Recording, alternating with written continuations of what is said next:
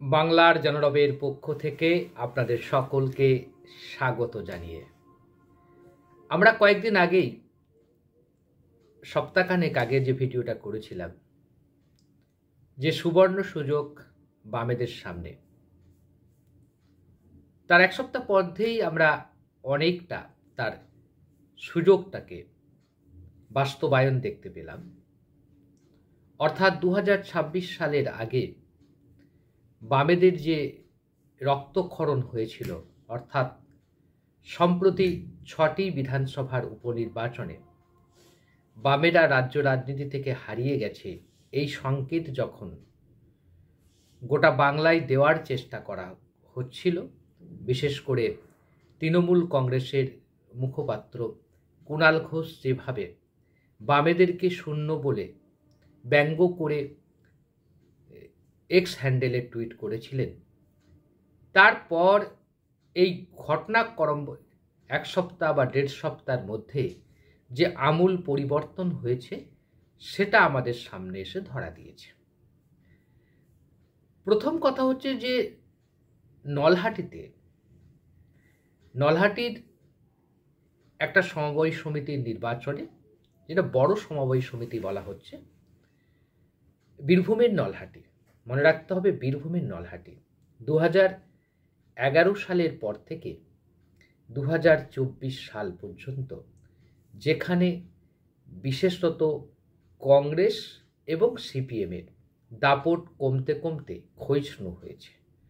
যদিও ওই এলাকায় সংখ্যালঘু সমাজের একটা ভালো ভোট আছে, একই সঙ্গে এটাও বলা যেতে পারে কংগ্রেস এবং সিপিএমের ভালো দাপটও আছে। মিল্টন রশিদ, যিনি ওই এলাকার যিনি একজন বিধায়ক ছিলেন, দীর্ঘদিনের বিধায়ক, তিনি যদিও সম্প্রতি হেরে গত 2021 বিধানসভা নির্বাচনে পরাজিত হয়েছেন, তবুও তার একটা জনসমর্থন রয়েছে ওই এলাকায়, অর্থাৎ কংগ্রেসকে ধরে রাখতে পেরেছেন উনি। নলহাটি বিধানসভা কেন্দ্রটি বরাবরই বামেদের দখলে ছিল। আমরা জানি যে ফরওয়ার্ড ব্লকের দাপট সবচেয়ে বেশি, এবং মুরারই, তার পাশে আছে মুরারই বিধানসভা কেন্দ্র। মুরারই বিধানসভা কেন্দ্র, নলহাটি বিধানসভা কেন্দ্র পরস্পর যদি আমরা এগিয়ে আসি, আরেকটু যদি আমরা যাই ওই যেটা এর কাছাকাছি যে বিধানসভা কেন্দ্রটি, ওই বিধানসভা রামপুরহাট বিধানসভা কেন্দ্র, তারপরে হচ্ছে ইলমবাজার বিধানসভা কেন্দ্র, এইগুলো মূলত সংখ্যালঘু প্রধান এলাকা।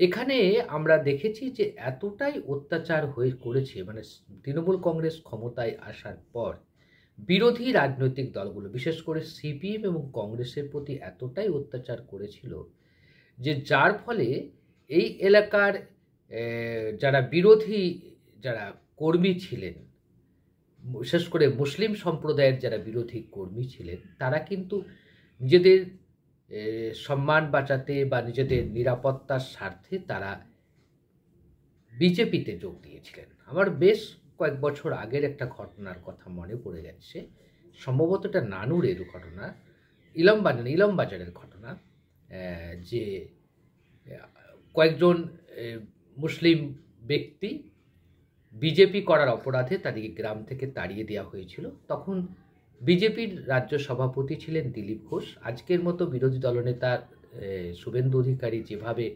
মুসলমানদেরকে টার্গেট করেন, তাদেরকে দেশদ্রোহী বলেন এবং তাদের সম্পর্কে একটা খারাপ প্রতিক্রিয়া দেওয়ার প্রতিদিন চেষ্টা করেন, দিলীপ ঘোষ যখন রাজ্য সভাপতি ছিলেন বিজেপির, তখন তিনি যদিও আরএসএস থেকে রাজ্য সভাপতি হয়েছেন, তবুও তাকে আমরা দেখেছি যে তিনি এইভাবে মুসলিম সম্প্রদায়কে অবজ্ঞা, অবহেলা এবং তাদের প্রতি একটা বিদ্বেষমূলক প্রচার কোনো কালেই আমরা দিলীপ ঘোষের মুখে শুনিনি।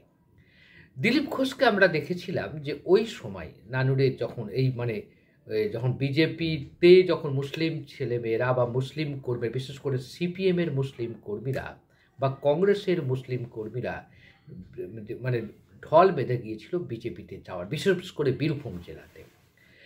অনুব্রত মণ্ডলের যে কায়দায় তিনি সংগঠন চালান, সেই কায়দাতেই সেখানে আমরা দেখলাম যে দেখেছিলাম যে সংখ্যালঘুদের একটা বড় অংশ বিজেপির দিকে ঝুঁকে গিয়েছিল। সেই সময় আমরা তাদেরকে যখন গ্রাম থেকে তাড়িয়ে দেওয়া হয়, দিলীপ ঘোষ ঘটনাস্থলে গিয়েছিলেন এবং তিনি থানার ওসির সঙ্গে দেখা করেন। ওসির সঙ্গে কথা বলতে বলতে তিনি বলেন যে আমি ওসির সঙ্গে কথা বলতে চাই না, আমি আইসি কিংবা অ্যাডিশনাল এসপি পর্যায়ের অফিসারের সঙ্গে কথা বলতে চাই। শেষ পর্যন্ত আইসি এবং অ্যাডিশনাল ওসি পর্যায়ে এসে উপস্থিত হন ওনার সঙ্গে কথা বলার জন্য থানাতে। তখন উনি তাদেরকে বলেন যে এদিকে চিনতে পাচ্ছেন, দু তিনজনকে দেখিয়ে বলেন এরা গ্রামে ঢুকতে পারছেন না। 24 ঘন্টার মধ্যে 24 ঘন্টা বা 48 ঘন্টার সময় দিয়ে, এখন এই মুহূর্তে মনে নেই, একটা ঘন্টার টাইম বেঁধে দিয়েছিলেন, এই সময়ের মধ্যে যদি গ্রামে না ফেরান আমি দিলীপ ঘোষ এসে ফেরাবো।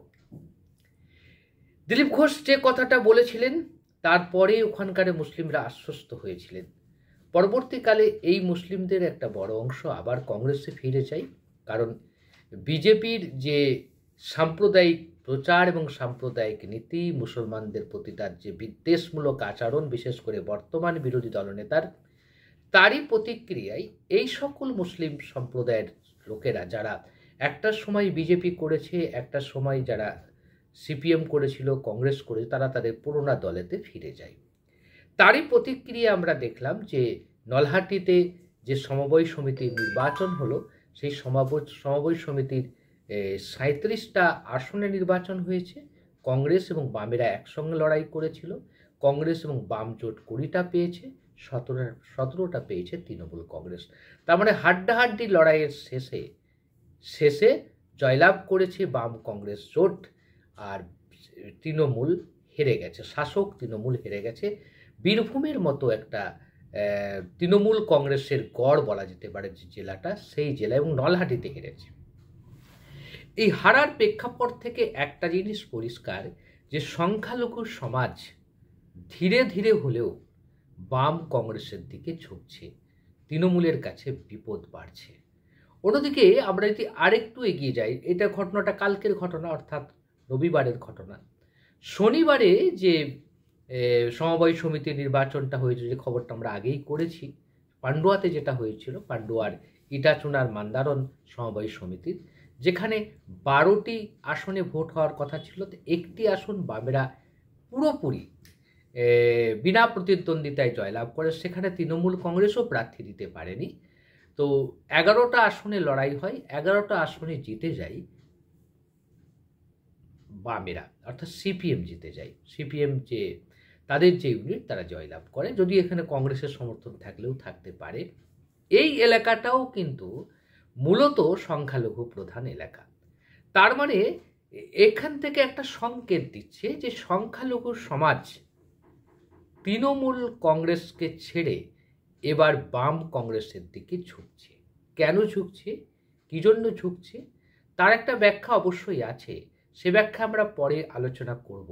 তার আগে আমরা বলি যে তৃণমূল কংগ্রেসের সঙ্গে যে বিজেপির যে গোপন সমঝোতা আছে, এটা বাস্তবে বারবার প্রমাণ হয়ে যাচ্ছে। যেমন ধরুন, আজকেই আমি যখন ভিডিও করছি, অর্থাৎ সোমবার রাতে, আমরা জানি যে অভিষেক বন্দ্যোপাধ্যায় ইভিএম নিয়ে বিজেপির কথার মতোই সাই দিয়েছে। আর বিজেপি যে ইভিএম ব্যাপারে বিষয়ে যে কথাগুলো বলে থাকেন, যে জিতলে পারে ইভিএমের দোষ হয় না, হারলে দোষ হয়, সেই কথাটি কিন্তু অভিষেক বন্দ্যোপাধ্যায় আজকে বলেছেন দিল্লিতে, অর্থাৎ সোমবার বলেছেন, তিনি দুপুরবেলায় বলেছেন। সমস্ত মিডিয়াতে খবর হয়েছে, অনেক মিডিয়াতে প্রশ্ন উঠতে শুরু করেছে যে ইন্ডিয়া জোট ছেড়ে কি মমতা বেরিয়ে যাবেন। এইটা হচ্ছে সিপিএমের কাছে সবচেয়ে বড় সুযোগ, এবং ইন্ডিয়া জোট ছেড়ে বা ইন্ডিয়া জোটকে ভাঙন ধরানোর যে চেষ্টা তৃণমূল কংগ্রেস করছে, এর প্রভাব যে আগামী দিনে সংখ্যালঘু সমাজের ভোট ব্যাংকে পড়বে, সেটা নিয়ে কোনো সন্দেহ থাকার জায়গা নেই, এবং পড়তে শুরু করে দিয়েছে। সাম্প্রতিক কালের নির্বাচনগুলোতে যদি আপনারা লক্ষ্য করে দেখেন, মানে এই সমবায় সমিতির নির্বাচনগুলিতে, কিংবা কয়েকটা স্কুল কমিটির পরিচালন সমিতির নির্বাচন, সেখানেও বামেরা যে সকল এলাকায় বাম কংগ্রেস বা এই কংগ্রেস জোটের নির্দল বলে যারা পরিচয় দিচ্ছেন, এই নির্দলটা বেশিরভাগই হচ্ছে বামেদের পক্ষে, বাম কংগ্রেসের পক্ষে। তারা তাদের ক্ষেত্রে আমরা যে লক্ষ্য করে দেখি সেই সব এলাকা কিন্তু সংখ্যালঘু প্রধান এলাকা। খুব খুব কঠিন সংকেত দিচ্ছে তৃণমূল কংগ্রেসের কাছে, এবং তৃণমূল কংগ্রেস শুধু এটাই প্রমাণ করে দিচ্ছে বারবারই যে তাদের সঙ্গে বিজেপির কোথাও একটা সমঝোতা আছে, রাজনীতির কাঁচা অঙ্কে খেলোয়াড়ে খেলতে যাচ্ছে। যদিও এতে মমতা ব্যানার্জি আমরা রাজনীতির কাঁচা খেলোয়াড় বললেও মমতা ব্যানার্জি অনেক বেশি রাজনীতি বোঝেন, এ নিয়ে কোনো সন্দেহ নেই। তো তিনি নিশ্চয়ই বুঝতে পারছেন কি হতে পারে। তবে একটা ব্যাপার পরিষ্কার, যারা এতদিন ধরে বামপন্থীদের অগ্রাহ্য করছিলেন, বামপন্থীদের পাত্তা দিচ্ছিলেন না, বামপন্থীদের ব্যঙ্গ করছিলেন শূন্য বলে, বামপন্থীদের বলছে জনগণ থেকে বিচ্ছিন্ন বলছিলেন, সেটা আর হচ্ছে না। নলহাটি, পান্ডুয়া এবং কয়েকটা জায়গায় আমরা এতে লক্ষ্য করে দেখি, তাহলে সর্বত্রই বামেদের একটা বামেদের প্রতি